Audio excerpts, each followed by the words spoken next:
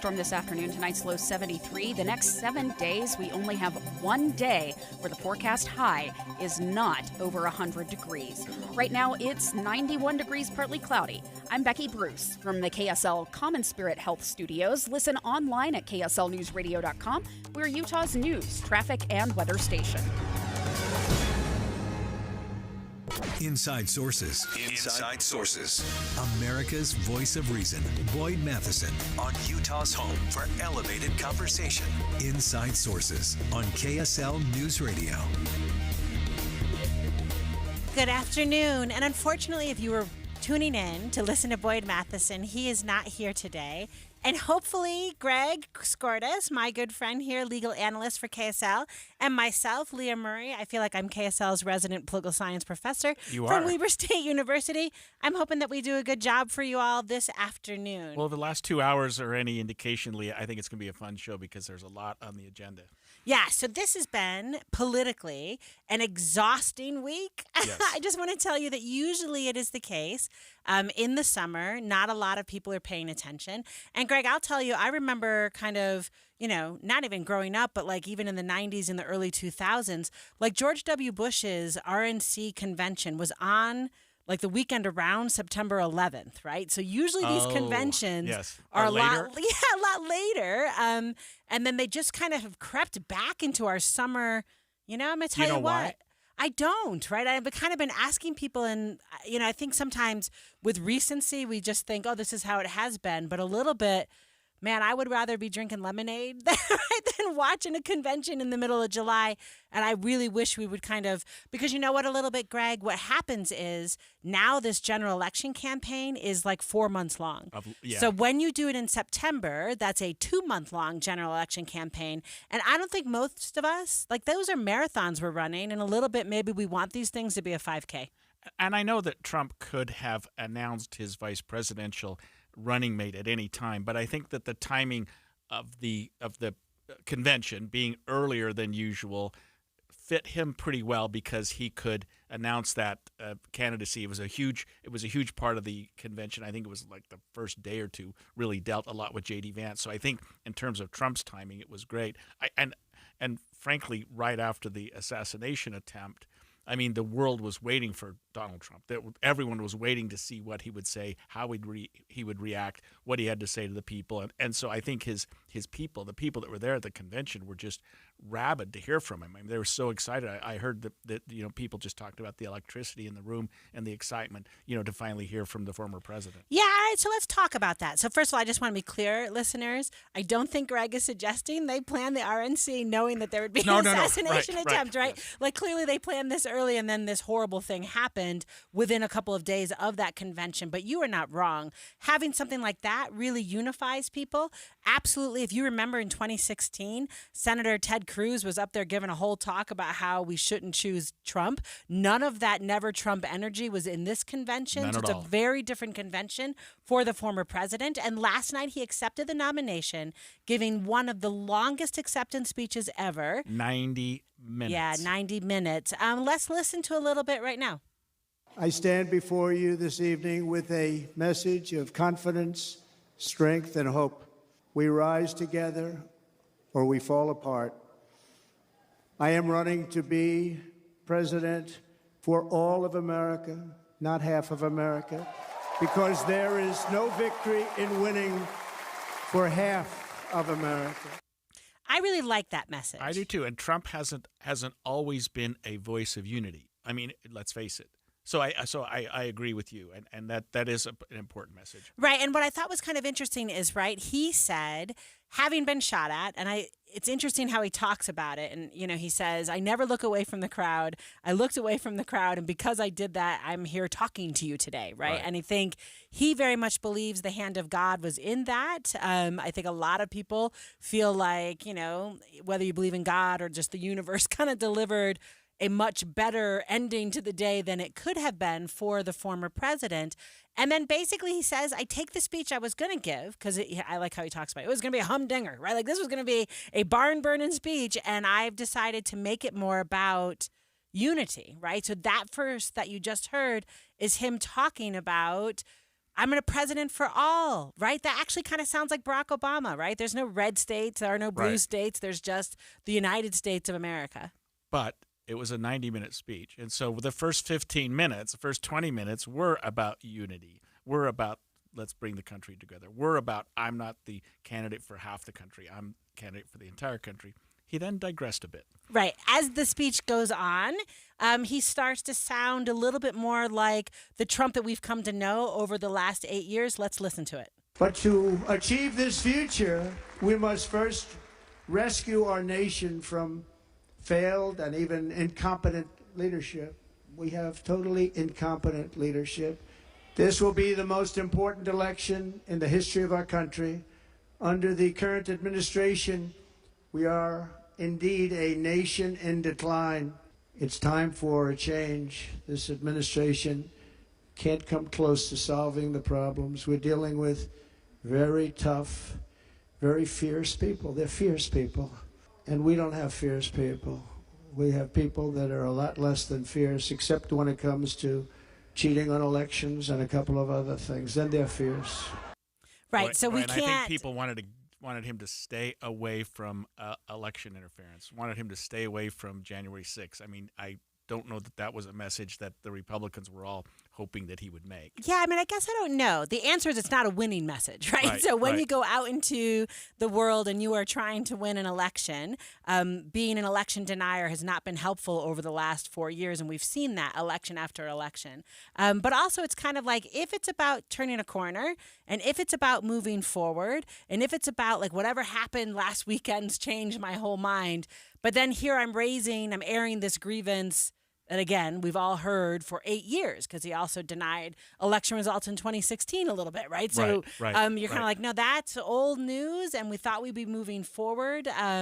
So again, when you talk for 90 minutes, right, you go to some old tropes, right? Like maybe.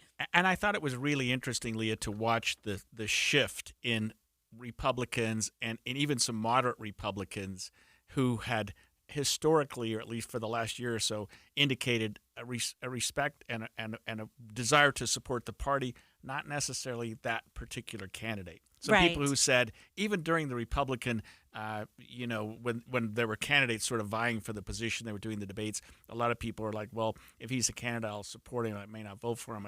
I mean, there were so many people that were on the edge. I'm a Republican, but I'm not sure I'm a MAGA Republican. But it was.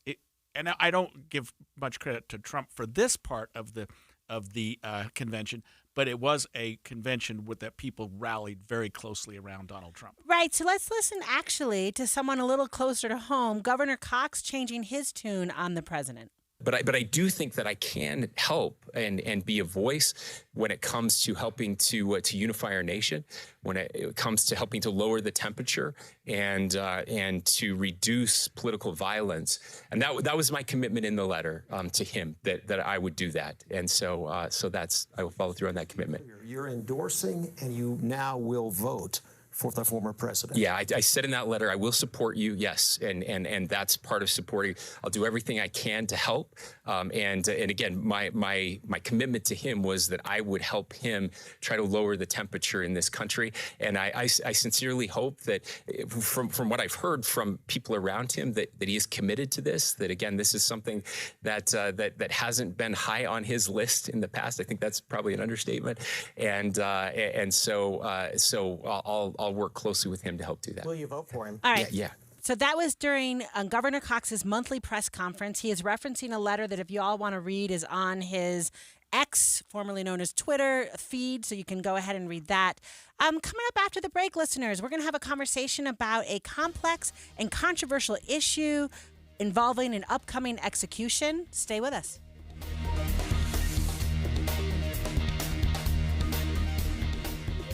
You'll remember where you were when the historic announcement is final. Tim is going to Paris. I'll be on the air every day, Monday through Friday. Join us for day-long coverage Tuesday and all of the details and reaction Wednesday.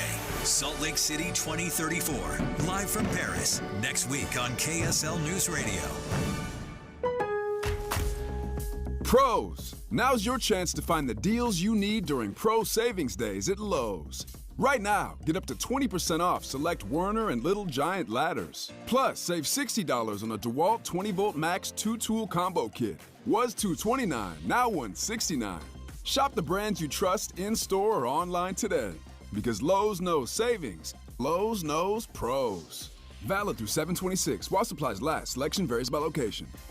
Hey, what are you doing up on the step stool? About to clean these light fixtures. The whole family's coming over, and if there's even a speck of dust in the house, my abuela will find it. Here, I got a Swiffer duster to help with that. A Swiffer what? A Swiffer duster. It has this cool extendable handle that reaches 6 feet to get high and low, with fluffy dusters that easily trap and lock dust. So no more step stool? No more step stool. Easily trap and lock dust from hard-to-reach places with the Swiffer duster. Love it or your money back. Your neighbor Greg loves summers in Utah, but he hates to paint, so he called Rhino Shield. We live in a beautiful 2-story home that was built in 1916. Really been prepped and painted very, very poorly. Rhino Shield ceramic technology is formulated for our unique climate here in Utah and is Class 1 fire rated. We really had a lot of detail work, and the team at Rhino Shield spent really 4 days just on the prep work, and we were so excited to see that. And the cleanup was just impeccable. Utah, get the 25-year guaranteed protection of Rhino Shield right now for 10% off the regular price. We've gotten numerous compliments, and we've actually even had some of the longer-term residents of our community thank us for protecting the integrity of our home. This offer is limited, so call now 435-246-4466. 435-246-4466 or rhinoshieldwest.com. Go Rhino Shield! Download the free Upside app to earn real cash back every time you buy gas. Cash out anytime to your bank account, PayPal, or e-gift card. Download the free Upside app now and use promo code GIFT for an extra 25 cents per gallon cash back on your first fill-up. That's promo code GIFT. Uh-oh, Brad's buzzed. Oh, yeah? Yeah, he's starting with the whoops. Good thing is, he knows when he's buzzed. Know your buzzed warning signs? Call for a ride when it's time to go home. Buzz driving is drunk driving. A message from NHTSA and the Ad Council. Oh no, stomach issues again? Stomach issues? Who are you? Your pancreas. I could be the real reason for your diarrhea, gas, bloating, stomach pain, or loose oily stools. I thought it was my stomach. People often do, but any of these symptoms could mean having a condition called exocrine pancreatic insufficiency, or EPI. With EPI, the pancreas doesn't release enough enzymes to break down food, but EPI is manageable. Use the symptom checker on identifyepi.com and speak with your doctor. That's identifyepi.com. Sponsored by AbbVie. Getting help with plumbing repairs is easier than you think. All you have to do is call Any Hour Services or schedule an appointment at anyhourservices.com. No one helps more homeowners than Any Hour Services. Let me ask you a question. You have a best friend? How big would it shock you if somebody told you that your best friend just killed somebody? 911, what's your emergency? Someone on the other line said they kidnapped my son, and they're demanding $500,000. On September 12th, 1995, 12-year-old McKay Everett disappeared from his home in Conroe, Texas. It was a crime that shocked the community because the suspect was so unlikely, so unexpected. Former high-ranking police official, he'd run for sheriff at one point. Law enforcement personnel were pretty much split down the middle over whether or not he actually did this. And to this day, McKay's mother, Paulette, still feels that justice was never truly served. I've asked myself so many times, what in the world happened? Ransom is available now. Listen at ransompodcast.com or wherever you get your podcasts. With the 3 things you need to know this hour, I'm Becky Bruce. First, the Microsoft outage is impacting several local businesses today, including hospitals. Intermountain Health and Common Spirit Health describe their impact as limited and mostly involving third-party vendors. Second, the U.S. Drought Monitor has listed more than half of Utah's land as abnormally dry. That's more than double the land under that classification just 3 months ago. And third, fire danger along the Wasatch Front is at level 5, the highest level of concern for wildfires. Right now, we've got partly cloudy skies, 91 degrees in Salt Lake City. Back to Inside Sources on KSL News Radio. Boyd Matheson divides rage from reason on Inside Sources. Welcome back to Inside Sources. I'm Greg Skordas, standing in this afternoon for Boyd Matheson, and I'm alongside my friend Leah Murray. And Leah, it doesn't happen very often in this state, but we are dealing with a potential execution. I spoke to a group not long ago of high school students, and somebody said, "Well, how often do they execute people down there at the point of the mountain? Like, is it every Thursday or something?" And it's every decade or less. Can you talk to me about why that is the case? So, what is it about Utah jurisprudence, if you will, that causes?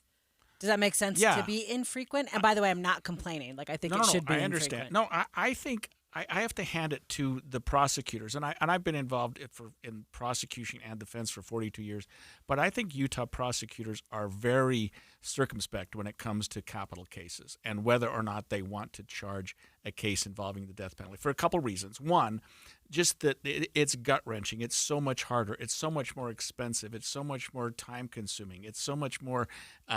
You have appeals. You have writs. You have cases. You have the case going to the 10th Circuit, going to the Supreme Court. You know what I mean? When you're dealing with someone's life, and I've done death penalty cases from both sides, it changes the complexion of everything. And I have to hand it to prosecutors in this state that we don't take that. We take it very seriously, and we don't take those cases lightly. And also, the legislature did them a favor. This was probably 10 or 15 years ago when they announced that there could be a third option in capital cases. Instead of life in prison or the death penalty, we now have the alternative, which is life in prison without the possibility of parole. And I think that gives some solace to victims, because formerly people thought, well, this was a horrible thing. How do we know 30, 40 years from now this individual's not going to get out of prison? But with that other option, the life in prison without the possibility of parole, that didn't exist when I started practicing law. That's given judges and prosecutors and defense attorneys the option to say, okay, let's rethink this and let's just go that route. Right, and I want to just reveal my bias Sure. here. I am not a supporter of the death penalty. And so my question, I guess, here is, if you have the option of life without possible parole, then what is the point of a death penalty, right? So I think for punishment, it's about removing the person, it's removing the individual from all of their rights, taking away their ability to be a fully functioning human out in the wild. What is then the purpose? Do you know what I'm saying? If that is the option, why are those not just the two? Because the public, the people, Leah, still think that the death penalty has to apply in certain cases. Okay. No, I understand exactly what you're saying, and that is the case in a lot of states, and the country has different ruling. But the federal government actually didn't have death penalty, and now it's back. It's another option on the table where the feds didn't execute for years and decades. But in Utah, there was a period of time when we didn't, and then suddenly comes along Gary Gilmore, 40 years ago, and well, let's bring it back on the table. Of course, the Supreme Court of the United States decided that it was no longer cruel and unusual punishment. Right. So right there, Greg, right? So the Supreme Court is saying maybe you can use the death penalty, but they've got real strict parameters around what is cruel and unusual punishment. And I think, listeners, that takes us to this case right now. Sure, right. Because Tabaron Honey is up for a 3-drug cocktail. And Greg, maybe you know a lot more of the details than I do, but that right there, that 3-drug cocktail has raised legal, ethical questions. Officials are thinking maybe that's not the right thing. Can you talk to us about what makes everyone kind of pause, given that way of executing? Yeah, so Utah has and had for a while different methods of executing an individual. And we were one of the few states that still had the firing squad for some time. Some states had for a while the electric chair. I mean, there are different routes in different states where they've tried to decide how to ethically and I don't know, conscientiously kill somebody. And I know that's odd, but Utah does allow death by lethal injection. The problem is that death by lethal injection, we have seen, Leah, in other states and other examples, isn't always effective. And we don't know whether or not the individual suffers agonizing pain, because there are two things that I think are important in executing someone. One is that the individual appreciates their conduct. They appreciate what's going on. And two, that it not be unusually and unnecessarily painful or so cruel. Pause. So the rule is you've got, for it not to be cruel and unusual, and I want to just be clear, I think it is cruel and unusual, Sure. so this is a hard conversation for me. Sure. But the rule basically is I have to be cognizant of what's happening. I have to know why I'm being executed for it not to be cruel and unusual. And I have to not be in any great pain. Right. So the problem, I guess, is if I give you a drug so you don't have great pain, the use of that drug makes you maybe not cognizant of what's happening to you. That's the irony, and that's exactly what's going on. So the drug that is authorized under Utah statute is this pentobarbital, which is not readily available. So we're looking at what you said earlier when you described the sort of the 3-drug cocktail, which is they want to have ketamine, fentanyl, and then this potassium chloride, which is the fentanyl is to obviously reduce pain. The ketamine is a hallucinogen, and ironically, the defense attorneys are saying, well, if he's administered ketamine and he's hallucinating, he no longer appreciates the consequences of what's about to happen. He's no longer competent. You know what I mean? Right, and it's about the competence in that moment. Right. So well, you couldn't make that's the argument. That's okay, exactly the argument. Yeah, go. Yeah, no, that's brilliant. That because people are like, well, you've got to administer something so they're not suffering, so there's no pain.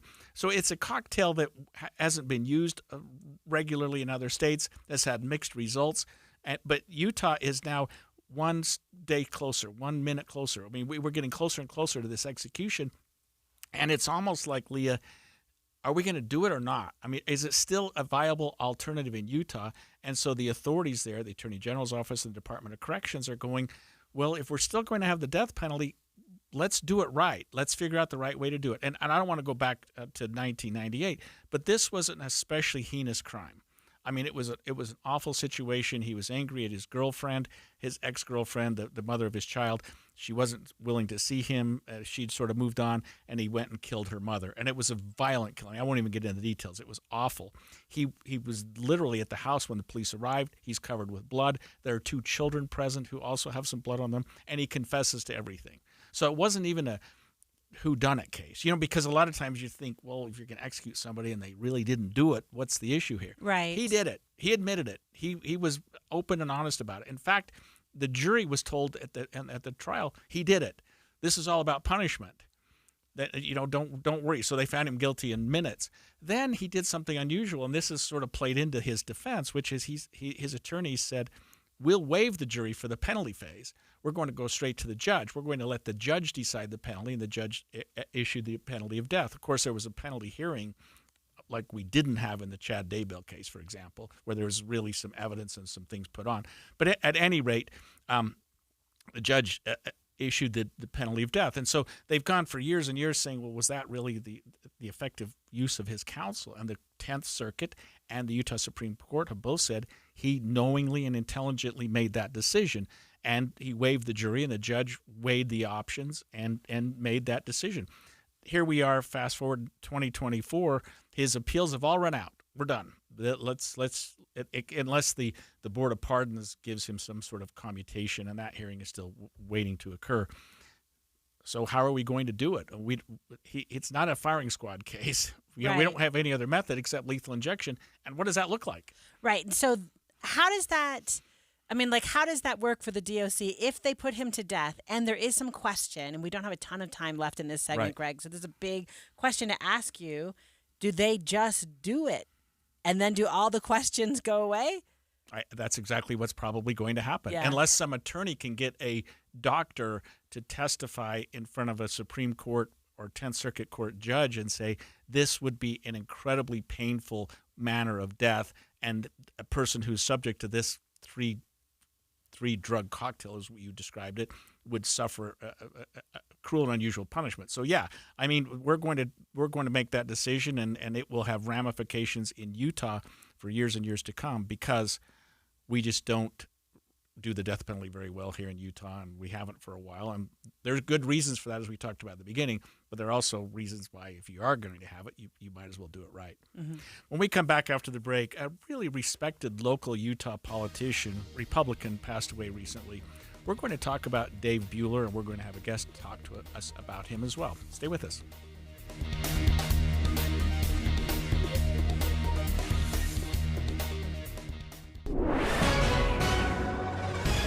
1:30 1:30 at KSL News Radio. I'm Becky Bruce. KSL's top local story this hour. Utah travelers say they're scrambling to rebook flights after this morning's massive Microsoft outage.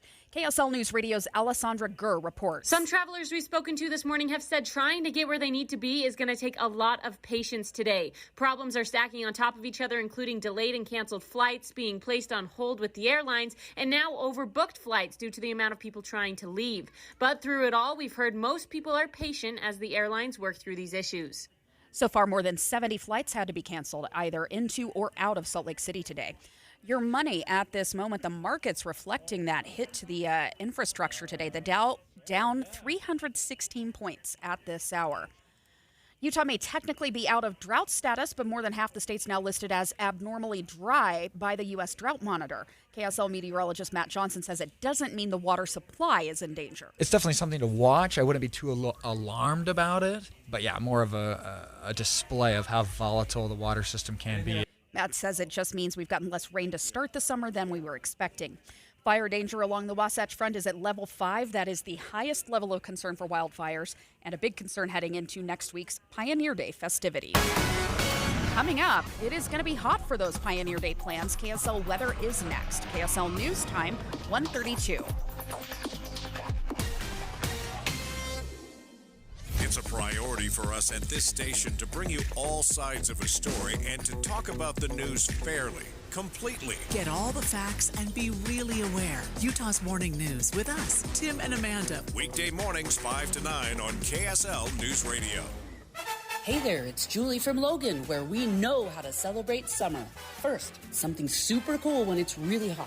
Logan has a brand new plaza downtown with music and games and a splash pad for kids. I mean, I said kids, but hey, we don't judge. Jump in. Keep it cool by stepping inside one of 3 historic theaters for more than 250 professional live performances in 5 weeks. Wow, nobody does that. But we do, because we're Utah's heart of the arts. Chill on Center Street before or after the show and sink your teeth into sourdough pizza, a brew and a burger, hand-dipped chocolates, or other delicious goodies from fun cafes. Don't forget, your hotel is only 10 minutes from the National Forest for hiking and biking. Take gorgeous photos of the stunning scenery and enjoy cooler temperatures in the canyon. Step back in time at the American West Heritage Center. You can hang out with a mountain man, have a pony ride, meet pioneers, and check out the farm. We've got a lot going on. Check us out at ExploreLogan.com. Inside or out, we're always a few degrees cooler. ExploreLogan.com. ExploreLogan.com. Did you know 96% of Americans lose an average of $111,000 in Social Security income?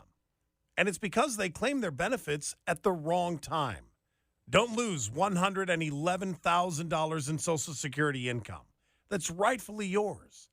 Learn how you could wring every nickel out of your benefits on Retirement Solutions Radio this Saturday afternoon at 3 o'clock, right here on KSL, News Radio 102.7. Oh no, stomach issues again? Stomach issues? Who are you? Your pancreas. I could be the real reason for your diarrhea, gas, bloating, stomach pain, or loose oily stools. I thought it was my stomach. People often do, but any of these symptoms could mean having a condition called exocrine pancreatic insufficiency, or EPI. With EPI, the pancreas doesn't release enough enzymes to break down food, but EPI is manageable. Use the symptom checker on identifyepi.com and speak with your doctor. That's identifyepi.com. Sponsored by AbbVie. Every business faces challenges, but complicated, expensive, and uncertain shipping shouldn't be one of them. With USPS Ground Advantage from the United States Postal Service, you can avoid all the noise. No more unexpected surcharges, hidden fees, or complex rate structures. It's just easy, cost-effective, and dependable shipping. Tune your business's frequency to success and turn shipping to your advantage. Learn how at USPS.com/advantage. USPS Ground Advantage. Simple, affordable, reliable. Traffic and weather together brought to you by Sinclair's DinoPay app. Save up to 20 cents per gallon. Here's Ricky Neese. A crash in Tooele County has closed southbound Main Street SR 36 at 1000 North. A lot of emergency crews taking up all lanes of travel there. And if you're traveling the Salt Lake County freeways, no accidents, no delays, you are good to go. Get ready for memorable summer evenings with the Utah Symphony, July 5th through August 9th in Park City. Tickets are on sale now at DeerValleyMusicFestival.org. Ricky Neese in the KSL Traffic Center.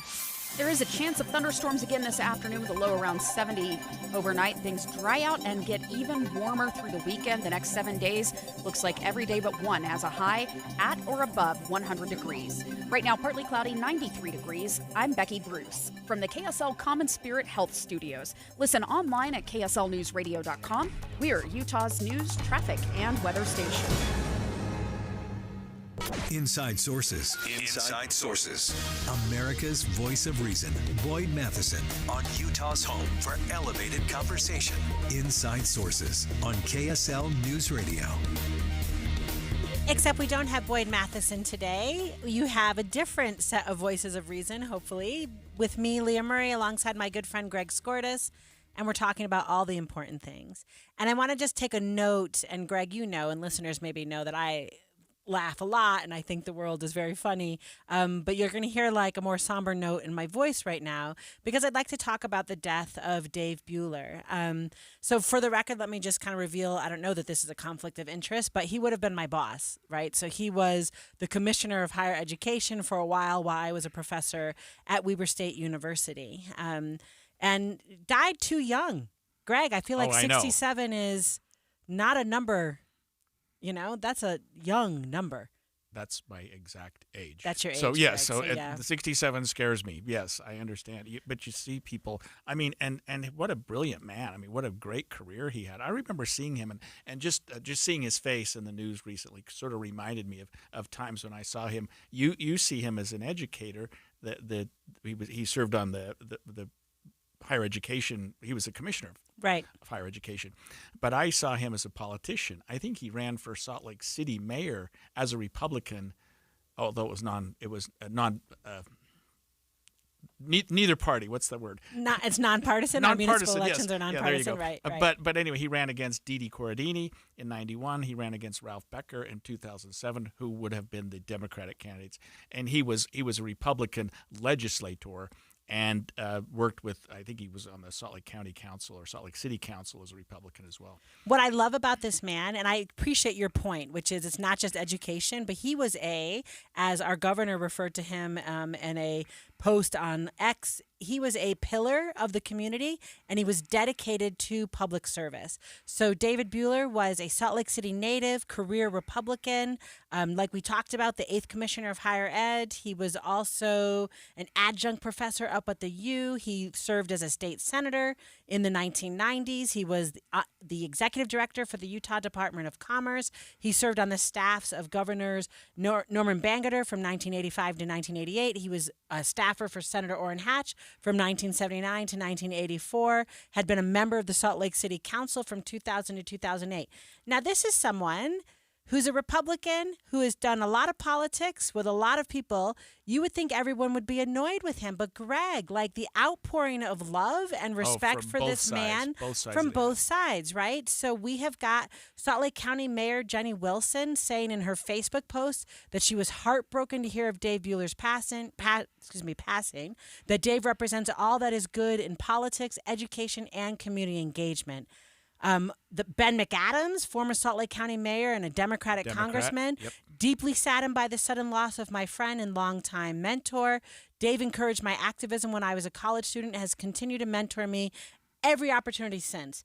In a conversation, Greg, around how divided our world is and how divided our country is, a man like Dave Buer, right, being someone who everyone on both sides of the aisle counts as a friend and a mentor that people have respect for. I never heard a negative thing about him. Nothing. Right, and like I said, he was my boss. And I'm going to tell you what, faculty have feelings, right, about the commissioners.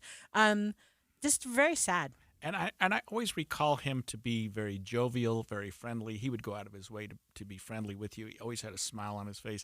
And I don't think that there were members of the Democratic Party that really felt that he was an obstructionist or a troublemaker. I just really led an exemplary life. All right, so let's bring in someone to help us kind of mourn, if you will. Scott Howell, welcome to the show. Well, thank you very much. It's nice to have two other voices of reason on the radio. So I think between you and Boyd, we got 3 voices of reason. So thank you. I like that, We've Scott. got a 4th with you today, Scott. Can you talk to us a bit about Dave Bueller's contributions to Utah politics as you understood them? Oh, absolutely. Dave and I served together in the legislature.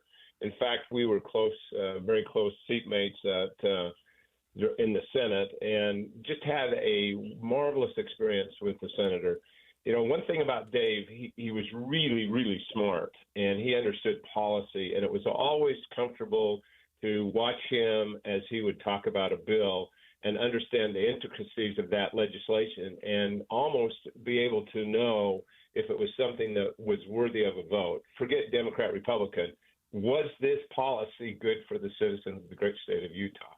And, you know, David and I bantered. I will tell you, we bantered back and forth many times, but we always maintained decorum. We never, ever got to the situation where it was personal. And David had an infectious smile. His sense of humor would blow me away. I mean, you talk about great leaders and how they use sense of humor to defuse a situation. David was masterful at that. And I think for the state of Utah, we lost a giant that really was focused on doing the right things for the right reasons for the state of Utah and all of our citizens. Scott, you worked with him closely for a while, and you've obviously been very involved in just watching his career. It seems like a lot of what we're hearing right now, especially from Democrats, are that he was a unifier, that he really knew how to make a message that could bring both sides together, and he wasn't somebody that was obstructing or causing problems or causing hard feelings. I mean, is that the sense you had of him as well? Oh, absolutely, Greg. He was one of those guys that looked at both sides of the aisle, and when we'd have disagreements, he was able to see where we were coming from, and we were able to see where he was coming from. And you know what we did? We compromised. We got together, and we said, will you take a little bit of this? We'll take a little bit of that, and let's do this for the citizens of the state of Utah. It was never about it's either my way or no way. And I've worked very closely with Dave over the last 2 or 3 years. About, 2 years ago, I wrote an op-ed saying that we should change the name of the Salt Lake City International Airport to the Jake Garn International Airport. Well, it was interesting what happened with that. We formed a committee, and Jess Lee Anderson and myself were asked to serve on this committee. And Dave was one of our committee members that we actually got legislation passed with David's help this last session, where we have a Jake Garn and Scott Matheson highway down in Thistle. And we also got legislation passed to do a highway for Jake Garn. So Dave was one of those people that would be able to come into the conversation and help us to understand what this value would bring to the citizens of the state of Utah. So he was a historian in many, many facets. And, you know, one thing about Dave that I'll never forget is that he would graciously say, you know what, I voted wrong on that bill. And, you know, it takes a lot of courage for someone to come up and say, I voted wrong on that bill, and you were right. And vice versa, we did the same thing with him. But we had that relationship that we're missing in America today. We are absolutely missing that with many of our politicians. And one thing about Dave, it was never about what's in this for me when it came to policy. It was what can this do to help my constituents? And we never said, well, this helps the Republicans, this helps the Democrats. What can it do to help our citizens? Scott Howell, thank you so much for joining us today. It's always a pleasure. 3 voices of reason right there. Boyd, Leah, and Greg. Thank you, Scott. No, and I love where he landed, Greg, is that we need these people. I love the diffusing, with humor. My goodness, that we could use a lot more of that. But also where he landed, too, on intellectual humility, right? Not being sure all the time that you are right? Opening up the door that possibly someone who thinks about the world differently from you might have something to offer. Yeah, I'm glad I had the opportunity to meet with him and talk to him. He really was a remarkable man. Yeah, so coming up after the break, I want to have a conversation about Pioneer Day, which might be a moment where we can be thinking about what unifies us and brings us together and, focus on our community. Stay with us.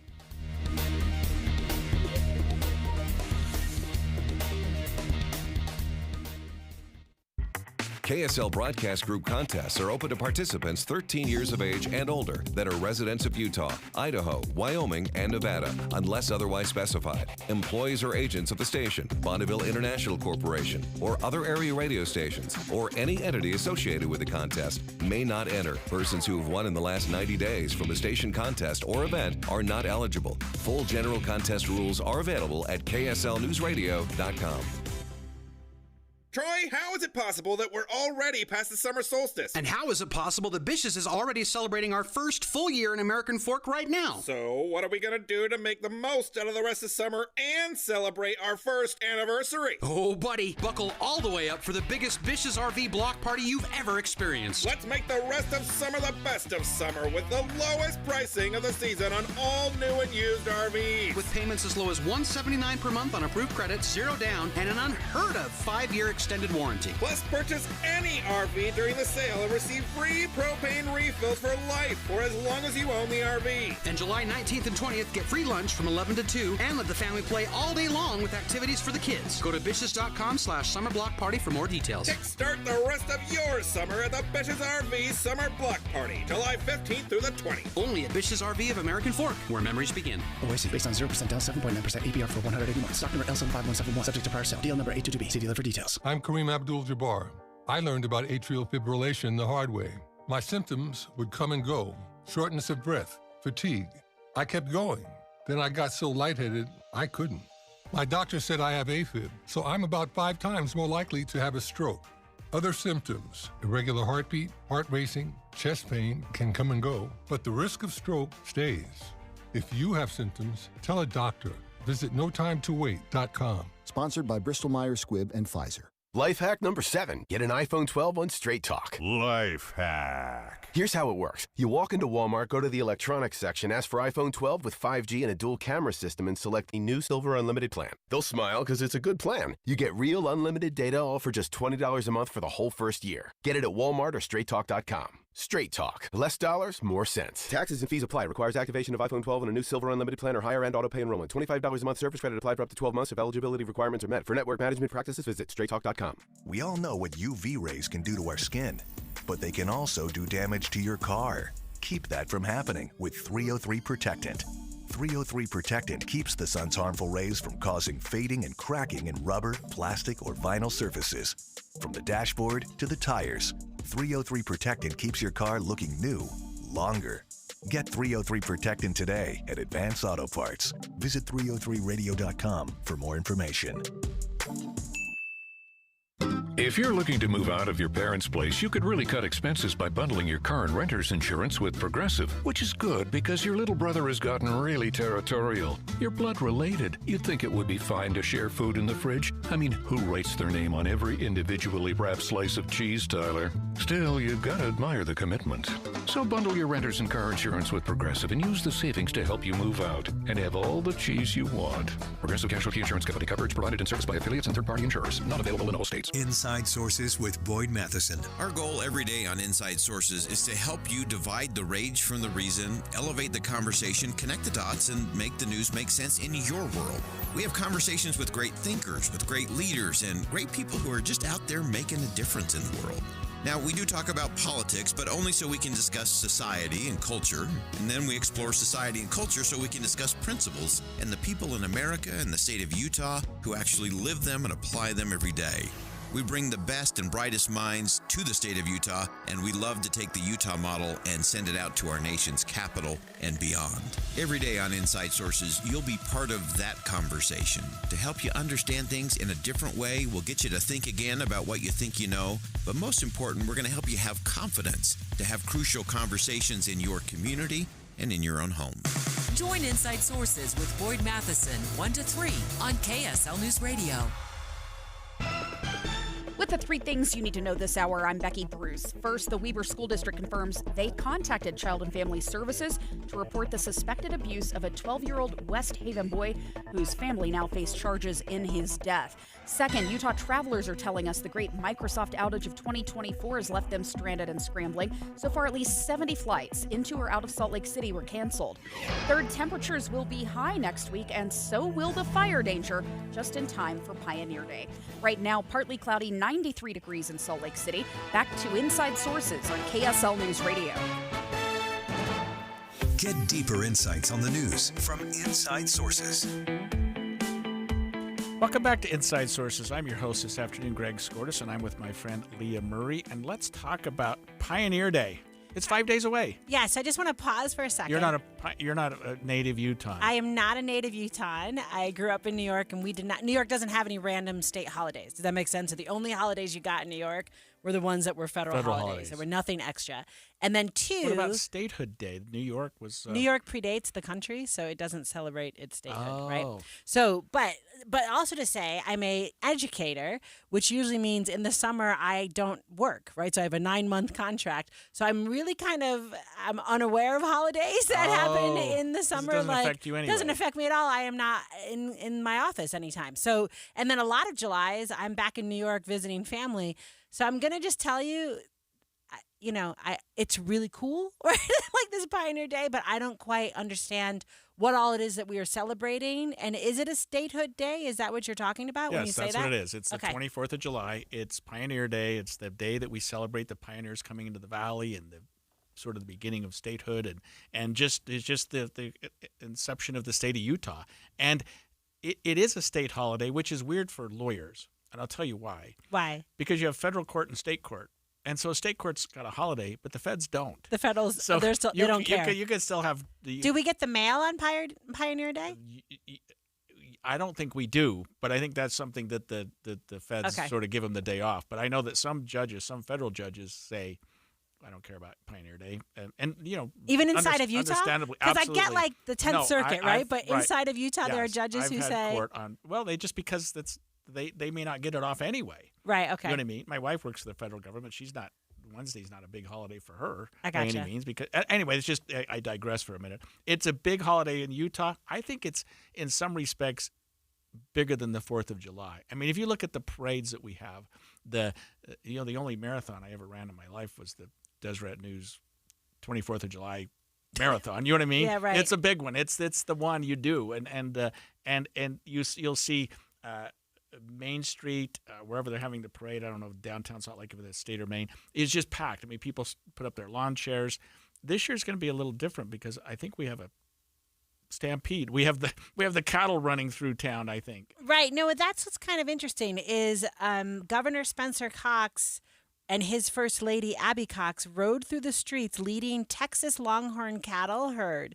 So a little bit says that. So did the pioneers come into the valley, Greg, with like Texas Longhorn, or is that just? That's a modern talk to me right. about... I don't think they did. They had their oxen, and but no, they weren't riding a lot of Texas Longhorns. But it's the cowboy spirit. It's the frontier spirit. Okay. That's what it is. I mean, it's the days of 47 rodeo. It's the big thing we do. It's a Western days, really. Okay, and I kind of love that we have a governor who, wouldn't fall off a horse, Greg, right? You must be very good at doing that job if you're going to ride through the town. I don't know. With He's all of from those rural San Pete County. I mean, he probably rode the horses when he was in grade school. All right, so let's talk about what's happening, these events. So Friday, Saturday, Monday through Wednesday, and you just said it, are the Days of 47 Rodeo, and you can go there at 7:30 p.m., and what happens? Does the governor come in with cattle, or is his part in this now over? Yeah, I think his part's basically over. So, but I would say this, the Days of 47 Rodeo is a national... I mean, it's one of the biggest rodeos in our country. Okay, so it's at the Utah State Fair Park. Yep. What happens at a national rodeo? Like, what would people expect to see? People falling off big bulls. I gotcha. People trying to stay on top of. I mean, it's like it's not your neighborhood rodeo. This is the real deal. This is where they'd have professionals coming in. This is where they'll have the top animals in the country, where they'll have a national, probably a television audience. I mean, this is a big deal. Okay, so Saturday and Monday, there's a float preview party. Greg talked about there being a parade. If you want to go see what the parade floats will look like before sitting and watching them in the parade, you can go to the Mountain America Expo Center down in Sandy from 11 a.m. to 9 p.m., Saturday and Monday, and take a look at those floats. And by the way, the Pioneer Day Parade, as I recall, is one of the largest parades in the country. It's big. It's huge.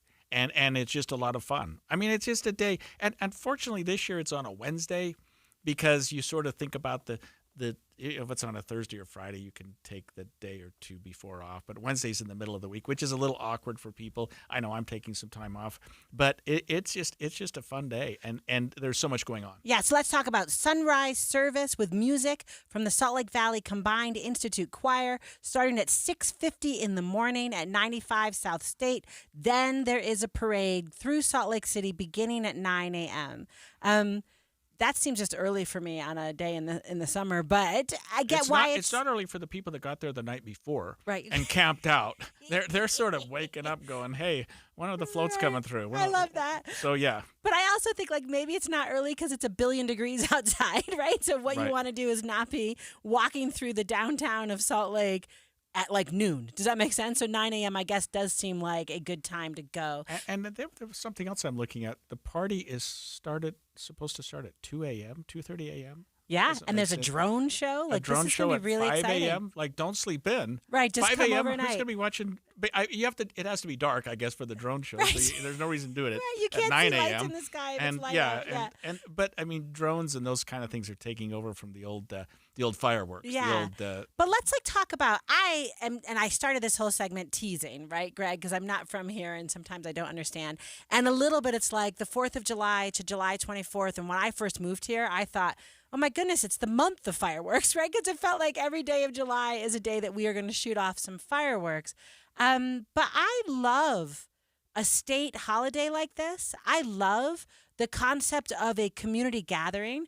I love that people here think it's cool that the governor rode through town. I'm going to get there. I'm not sure I think it's super cool, but I'm going to get there, Greg, because all of this is how we build a shared identity.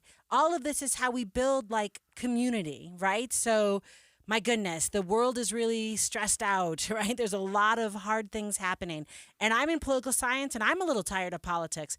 So if I could sit and watch some drones at 5 in the morning, with my neighbors, and what we're talking about is the drone show or the parade flows, and we're not talking about Biden or Trump, right. Maybe that's a really cool thing to have happen. And here is a huge thing that's also happening that day. Just coincidentally, the IOC, the International Olympic Committee, is expected to vote whether to award the event to Utah that morning. Can you imagine?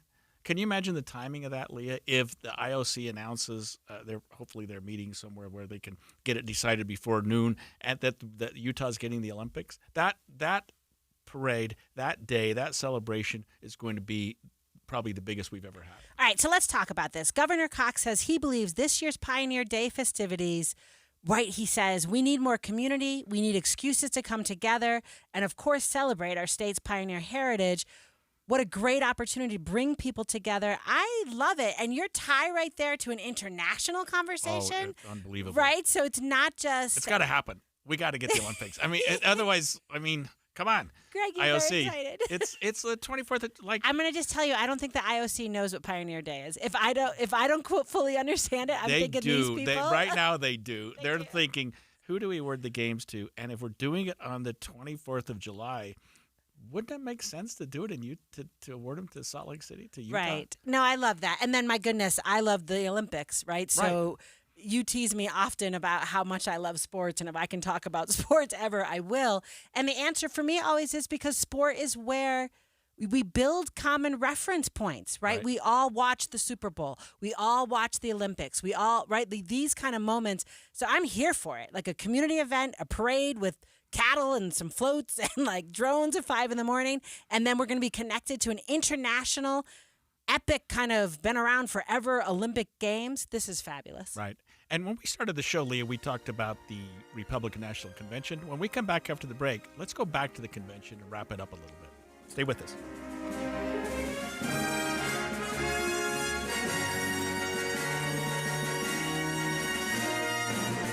KSL FM Midvale. KSL Salt Lake City. From the KSL Common Spirit Health Studios, we're counting down 5 days until the historic announcement, Salt Lake City 2034.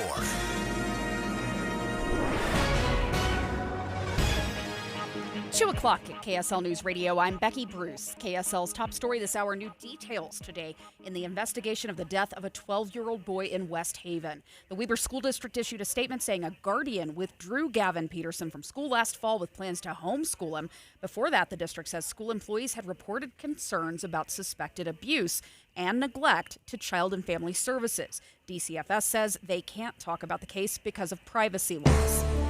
Our top national story this hour from ABC News, President Biden says he plans to return to the campaign trail next week after finishing up his COVID quarantine. His doctor says his symptoms are improving and continue to be very mild.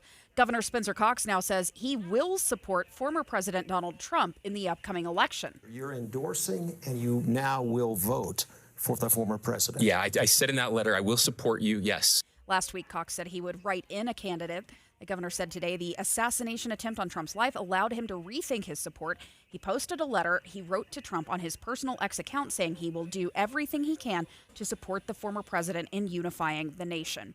Your money at this moment, the Dow ends the day down 391 points, the S&P 500 down 40, the NASDAQ down 144.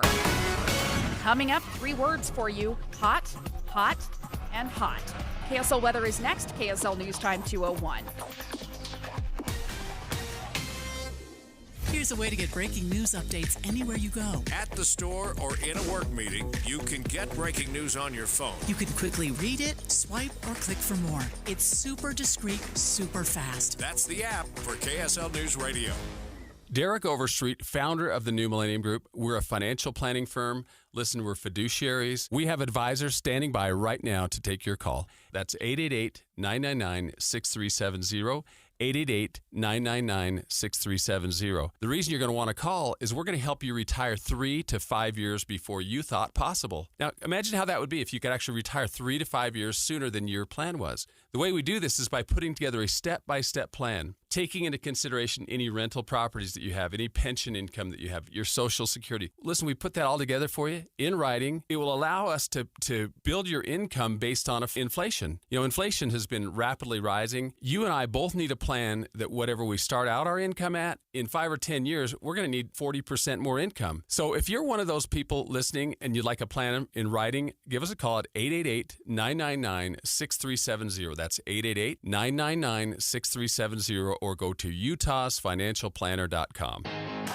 At JCW's, we think tipping might be getting a little out of hand. Like when you're asked to tip at the register before you've even been served, or when you're at the yogurt shop and find yourself serving yourself. And don't even get us started on frosted tips making a comeback.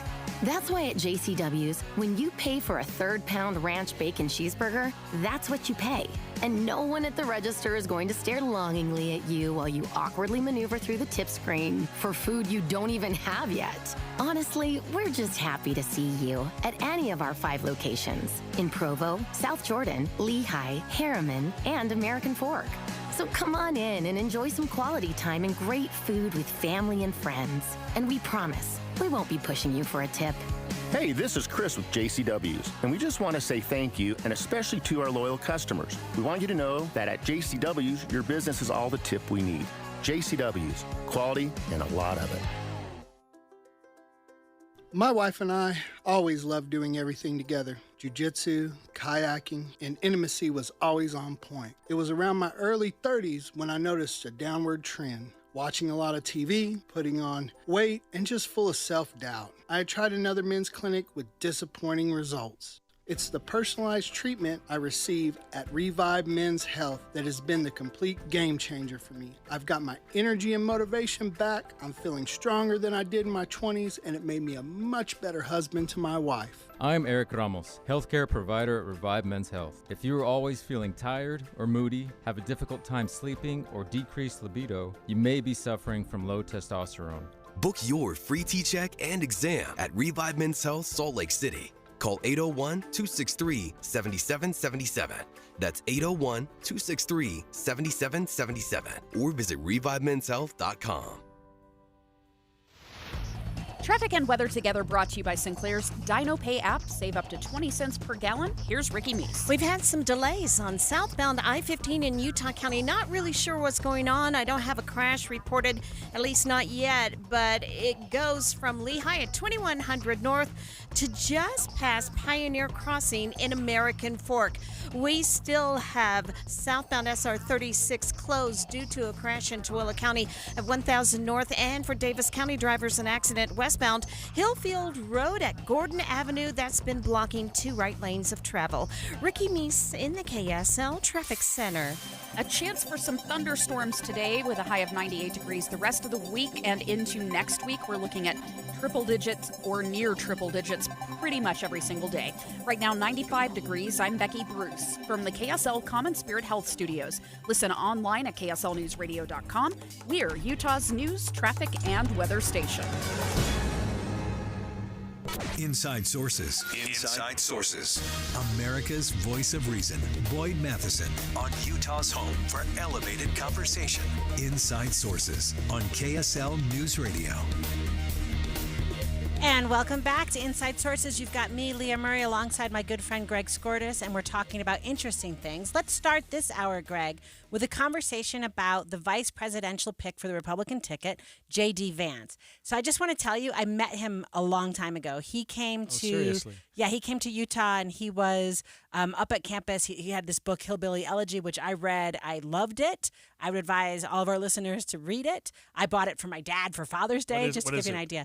It's his memoir. Okay. So it's a story of how he went from being someone very impoverished. Well, the rest of the story is to being a VP candidate, right? But basically, it's the story of how he goes that chapter from hadn't been written yet. The poverty in his youth to a Yale law to becoming graduate. a Yale Yes. law grad. And he was really interesting. And somewhere in my phone is a picture of me and him, like, you know, I got a picture Seriously? with him, so he's the closest brush I've got with, like, famous politics. But here's the thing. No one's heard of him before, so it was funny because I was like, I know who he is because I've met him. But a lot of people in the country don't, right? So we are getting an introduction to him. And I want to just tell you that as we're sitting here starting this segment, the Washington Post has breaking news that he's got these weird anti-woke things. So I'm going to just tell you what, over the next 4 months, we're all going to get to know him very well. Much better, Much right. better. So I think everyone should read his book before you start reading all of the stuff about him, just to have a sense of who he is in his own words. It's a good book. And he didn't always come out as a Trump favor. You know, he wasn't somebody that really jumped on the Trump bandwagon. In fact, he called him at one point America's Hitler. Right. And he has certainly turned face on that. And in fact, a lot of people say that he is even slightly to the right of Trump politically on a lot of issues, including women's reproductive rights. Yeah, so he's interesting. He is 39 years old, so he's a millennial, so that's very cool, especially if you're trying to court young voters, of which we know right now young voters don't know who they're voting for. And he... his wife, Usha, introduced him at the convention. Let's listen to her talk about him. It's safe to say that neither JD nor I expected to find ourselves in this position. But it's hard to imagine a more powerful example of the American dream. A boy from Middletown, Ohio, chosen to help lead our country, raised by his grandmother through tough times. I am grateful to all of you for the trust you have placed in him and in our family.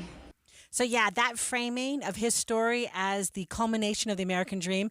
And I'm just going to tell you, before I ever knew he was going to run, when I read his book, I thought, this is, right, the American dream, that you in this country could be born pretty much in poverty, have a mom who's got major addiction issues, and at the end of the day, end up a Yale lawyer.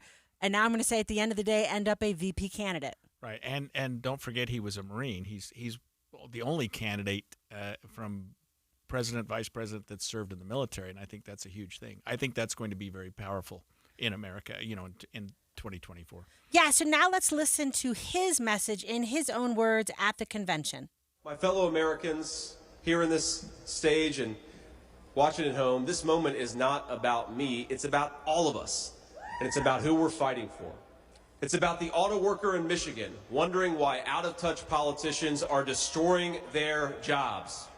It's about the factory worker in Wisconsin who makes things with their hands and is proud of American craftsmanship. It's about the energy worker in Pennsylvania and Ohio who doesn't understand why Joe Biden is willing to buy energy from tin pot dictators across the world when he could buy it from his own citizens right here in our own country. Let me ask you this, Leah. Yeah, go. A week ago, where would you have put, and I know hindsight's 20/20, but where would you put J.D. Vance on the VP scale? Oh, well, he was always one of the, at least in recent times, he was one of the three sort of finalists. Yeah, he's a really good choice, right? So, one, if you are choosing someone and it's going to be a senator, it has to be a state that has a governor who is a Republican because the Senate seats are so tight. Does that make sense? Oh. Okay. So when you're choosing, you're not going to pick someone where the governor's not going to pick your guy, right? Like you, or your party, let me say. Right, because you got to replace him. That's right. It couldn't be Marco Rubio because Marco Rubio is from Florida. And while Trump ran in 2016 from New York, he is now from Florida. And so constitutionally, you can't have two people from the same state. So that knocks out him. So you're choosing now, like if you're asking me, a lot of people kind of were looking for Trump to, go after women. Right, so you might want to be choosing someone like an Elise Stefanik or a Nikki Haley if you were trying to bring in a woman vote. And some people maybe wanted someone who was a person of color like Tim Scott, right? Like, so maybe if I'm going to go, because where we know that Biden is vulnerable is young votes and voters of color, especially male voters of color. And so maybe what you would want to do is that. So a little bit, J.D. Vance being a white guy doesn't answer or tick any of those boxes. But Greg, he is young, right? 39. So he's 39, He's and just a you've kid. got... Right. Now, here's what I'm just going to say. Pause, right? Stay with me for a second. If it is that Joe Biden is the candidate, and how I've drafted my entire campaign as Trump is how old he is, Trump's 77. Right? And they run him last night as he's grandpa. So he's also old. So it helps, maybe. Do you know what I mean? It helps Have a to young have person on the have a ticket. young person on the ticket. Maybe young voters see themselves in him. So maybe the answer was we were looking for someone who would reach that particular group of voters. But the thing that I love about him for this candidacy and what I love about J.D. Vance for the Republican Party is what you just heard him say. I don't think it's often that you think of Republicans being the party of the little guy, of the guy who's in the union, of the guy who's like working paycheck to paycheck. Usually we think of Republicans as being the Elon Musks of the world, right? And what J.D. Vance brings is an authenticity to a newly branded kind of Republican Party, that is reaching out to the working class and is of the working class. And I think that's really interesting. Not at all like Mike Pence from 8 years ago. Not at all like that decision that Trump made. And he'll serve differently. But I would ask you this also. A lot of people have thought Trump's, if he's elected and he serves, is he going to go away? Is he going to go away, or is he going to try to find a way to stay there? Others have said J.D. Vance might signal a handoff, might signal something from Trump saying, this guy could be my successor. Yeah, I'm not sure I agree with that. So I will just say I don't see Donald Trump choosing a successor. Does that make sense? I Yeah. think he is the man of the moment, and it is about him. I think actually the Republican Party, right, in this choice shows that the Republican Party is Trump's party. So when we think about, right, like is the Republican Party a MAGA party? Does it look more like, I don't know, like Mitt Romney. So we'll just pick on poor Senator Romney as another alternative. When you choose a J.D. Vance instead of, let's say, Nikki Haley, what you're basically saying is the party is the MAGA version of the party. And that's, I think Trump's just picking somebody and Trump's going to run and it's about Trump for him. And I think that would be true for any presidential candidate. But when we think about what J.D. Vance signals for the party, I think that is super interesting long term. And I do feel like, Greg, you and I will be chatting about like homeless Republicans. Where do they go? Is there a third party if you're a Mitt Romney type that you go to? Does that make sense? Where does a Liz Cheney go? Like, how does this look for those kind of... Where does a Nikki Haley go? Or Nikki Haley. Right. Although she's back in the fold, right? Sure, so she gave a jumped speech on the this bandwagon. week. Yeah, and she was great. But like kind of generally what happens to those disaffected Republicans if J.D. Vance is the future of the party? I'm interested in how that works. What's your sense on the Republicans' take on him out of the chute. You know, I don't know, but here's Was a he cool well thing. Go ahead. We are going to bring in Adam Gardner, who is our friend, KSL at Night co-host. He'll be with us right after this break, having a conversation. He was at the convention. He was an alternate delegate there. And let's ask him the question you just asked him. Put him right on the spot. Yep. Stay with us, listeners.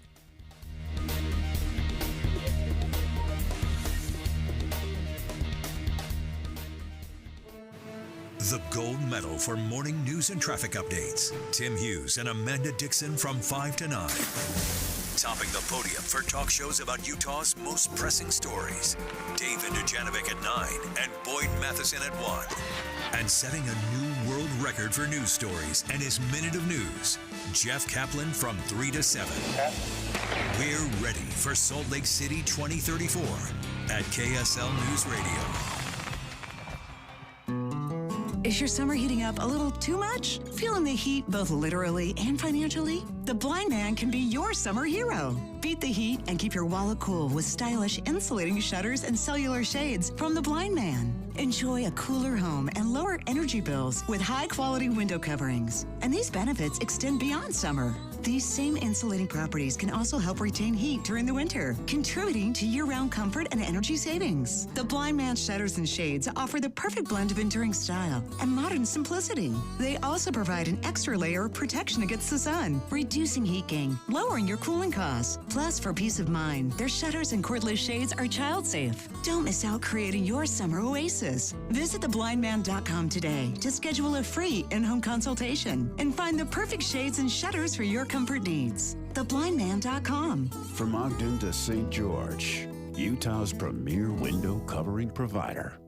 The Blind Man. How's your summer been going? Despite these hot temperatures that we're having, are you doing all the things you want to enjoy? Or has something like arthritic joint pain been keeping you from doing those things and having the quality time you desire with your family? Everybody knows that bone-on-bone pain in your knees, hips, back, or shoulder can stop you from living your best life. Be thankful today that you live at a time when there are new ways to treat pain and new cellular therapies that can get you lasting relief. QC Kinetics is helping patients like you every day with advanced regenerative medicine, and these are treatments that can accelerate your own body's healing properties and revitalize your joints so that you can move again. If you've been living with chronic pain and you've been avoiding pain pills and surgery, you need to look up our friends, the local QC Kinetics medical professionals. They're now in Mill Creek, Provo, and Bountiful. Here's the number to call for a free consultation, 385-766-1987.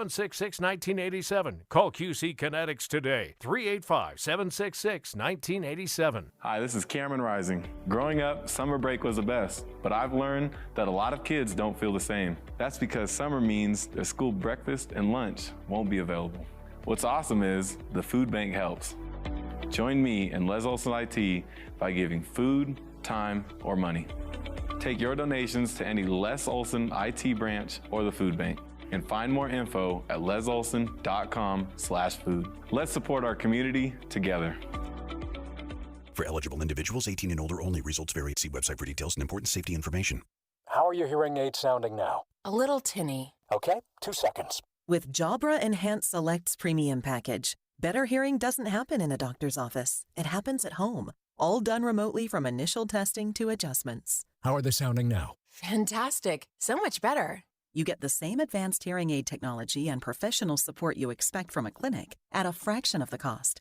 And if you have any issues, we'll make adjustments 7 days a week, no charge. Oh, you people are wonderful. Our premium package includes hearing aids, 3 years of follow-up care, plus a 3-year warranty with loss and damage coverage, and a 100-day money-back guarantee. I hear better than I ever thought possible. Save $300 on Enhanced Select 500 hearing aids automatically at checkout. Just go to jabraenhance.com/try. That's JABRA enhance.com/try. JabraEnhance.com/try. Any Hour Services can make sure your AC keeps you cool this summer. Whether you need a tune-up, repair, or just a second opinion about replacing it, call Any Hour Services or visit anyhourservices.com. Tim and Amanda. One of the things I love about radio is that we are all hearing it at the same time. One of the differences between that and just scrolling on your phone is that I don't know when that story was posted. Maybe an hour ago, maybe 3 days ago. To your point about who wrote it, where did it come from, and is it dated information, our hope every day is that we can provide a more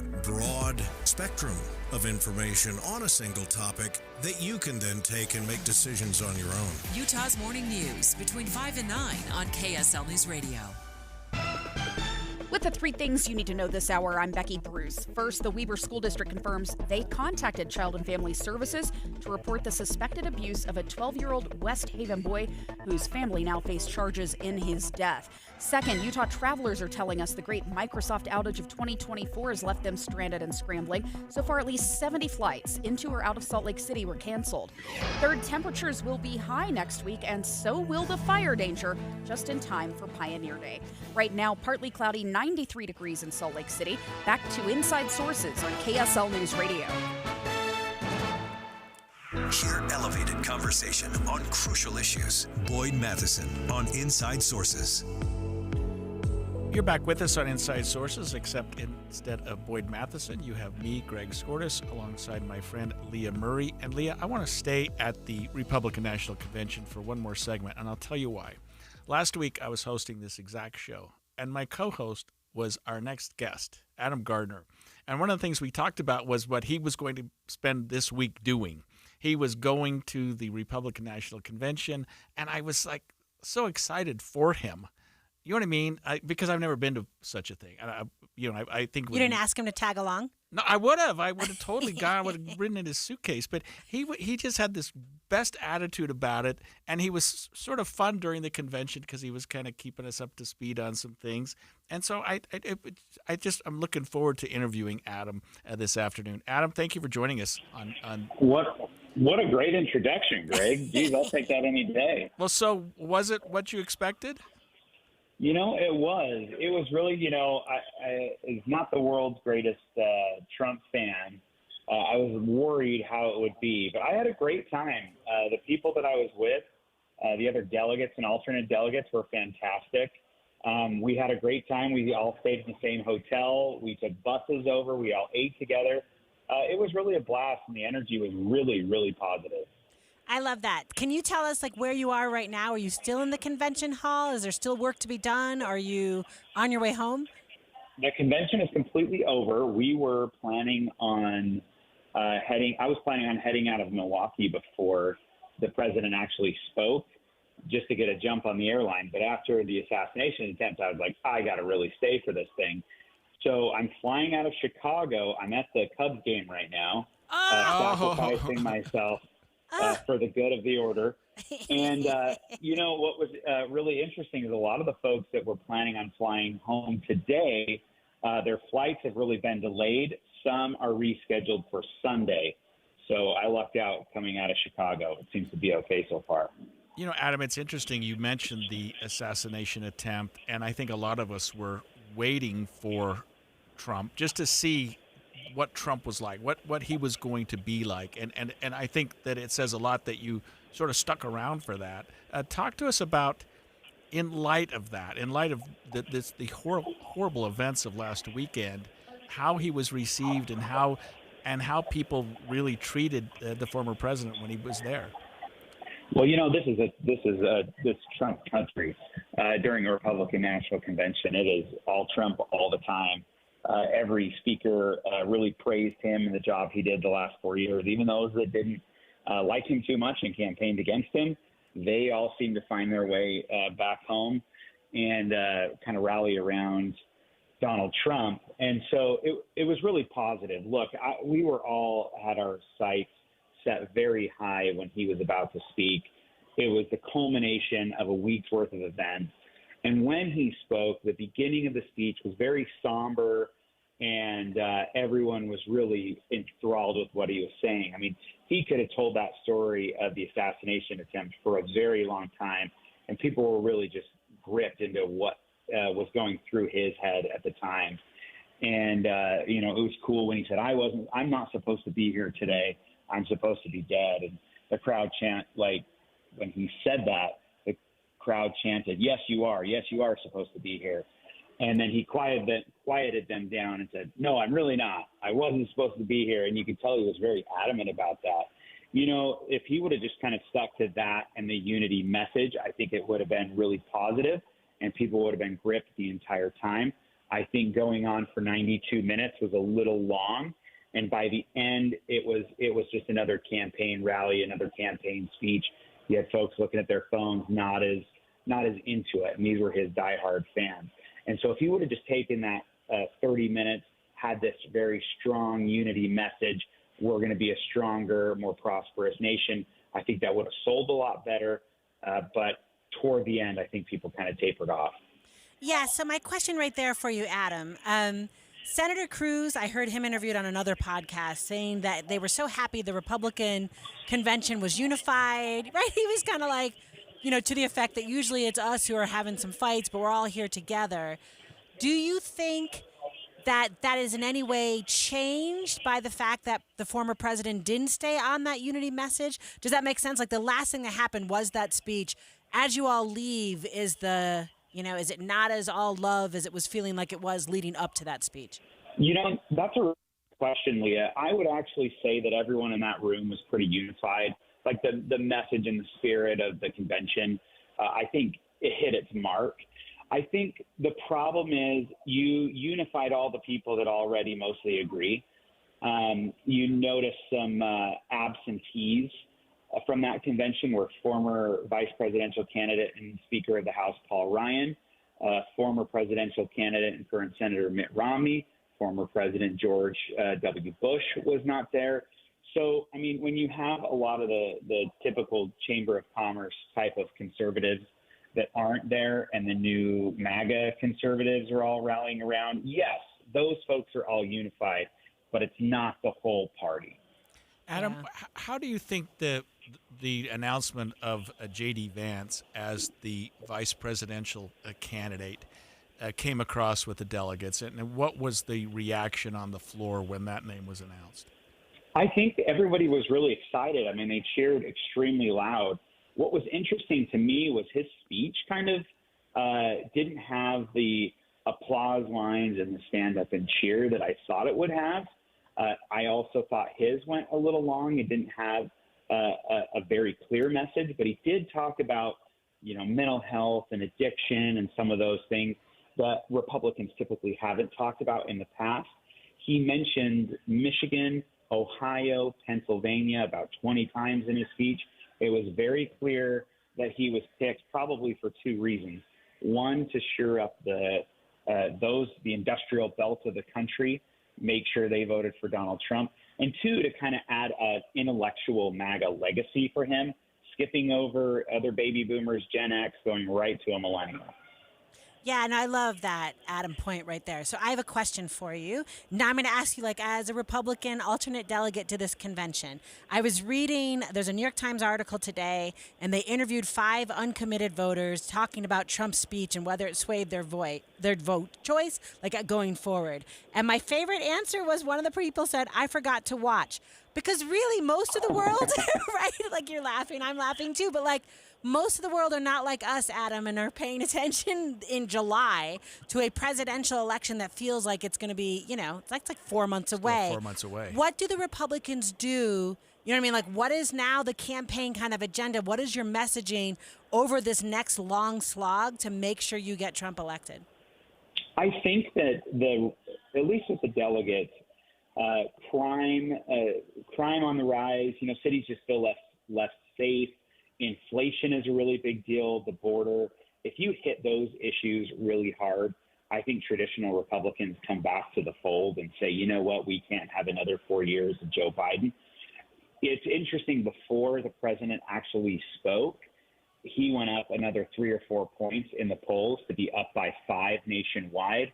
And that was before he spoke. So if he gets a bump after his speech and the Republicans get another 2, 3, 4 points after convention, they really shouldn't waste it. They should be crisscrossing the country, hammering the message of unity, a stronger America, what have you, because right now it's juxtaposed against the Democrats who are kind of falling apart, and Republicans need to take advantage of that.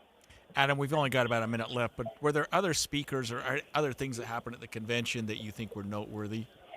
It was really interesting who Trump surrounded himself with in his box: Marjorie Taylor Greene, Lauren Boebert, some of the usual MAGA suspects. Tucker Carlson sat right next to him for a bit. Tucker spoke, gave a very anti-helping Ukraine speech.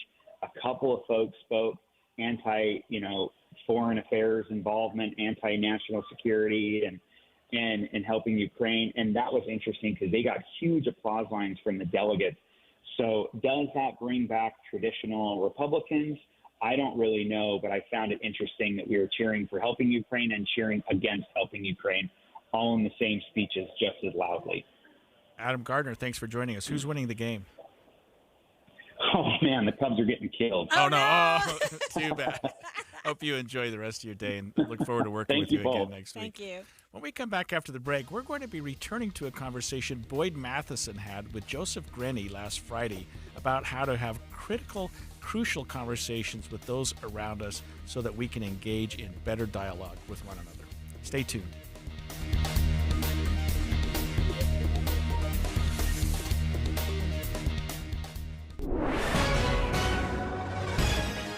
.230 at KSL News Radio. I'm Becky Bruce. KSL's top story this hour, fire danger is basically as high as it gets heading into Pioneer Day. Draper Fire Chief Clint Smith says we're at level 5 out of 5. We've already burned more acreage in the state this year than we did all of 2023. And so that tells you that we are in a high-risk environment. He's encouraging Utahns to consider visiting professional fireworks shows rather than staging their own. Police are asking for help finding more information after a string of fires on the same road in Manaway. All of the fires happened between midnight and 5 a.m. on different nights, all of them on Rocky Dugway Road. Police are looking for security camera footage that might help. Our top national story this hour from ABC News, a slow return to normal for airlines, hospitals, and even banks after that overnight Microsoft outage blamed on a security service called CrowdStrike. Here's ABC's Alexis Christoforos. The CEO coming out, making a public apology on X, saying that a fix has been found. They've pushed it out to clients, but he says it could still take quite a while for companies to come back up online. So far today, more than 70 flights, either into or out of Salt Lake City, have been canceled. Your money at this moment, the Dow down 377 points, the S&P 500 down 40, the NASDAQ down 144. Coming up, we've got emergency traffic, and it's not even time for the afternoon commute quite yet. We'll check in with Ricky Meese, KSL News Time 2:31. News doesn't just mean information or dates. It's the story of our local history being told in real time. Be a part of the story. This is Tim Hughes and Amanda Dixon. We hope to be a part of your story. We have you covered on KSL News Radio. When you're getting a new roof installed, you don't want to wonder, when are they going to be done?